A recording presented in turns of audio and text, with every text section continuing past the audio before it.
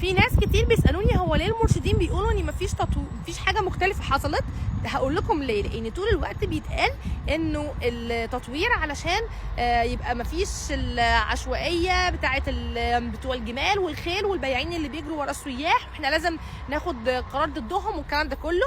بس الحقيقه ان مفيش اي حاجه مختلفه حصلت، والناس عارفين فين مكان الستوب بتاع الشاتل باص وبيجوا يقفوا حواليه، واحنا بننزل من الشاتل باص نلاقيهم واقفين مستنيينا، وعادي الجمال في كل حته والوضع زي ما هو بالظبط. احنا مش شايفين اي تغيير غير بس ان احنا مضطرين نتنطط بين الاتوبيسات.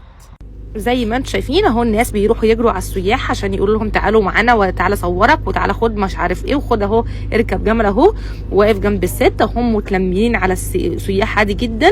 مفيش اي تغيير، مفيش اي تطوير، مفيش اي تحكم في العشوائيه خالص. وزي ما انتم شايفين اهو الخيل والكاريتات والحصانه في كل حته، مفيش اي فرق، مفيش اي تغيير. هتلاقوا برده الناس واقفين عمالين يجروا ورا السياح ويتكلموا معاهم ويرموا عليهم البضاعه وعادي جدا. كل التغيير بس ان احنا بنسيب اتوبيساتنا الخاصه النظيفه المحترمه وبنتنطط في الاتوبيسات دي مع ناس تانية، واحنا واقفين كلنا متحشرين ومتزنقين في بعض.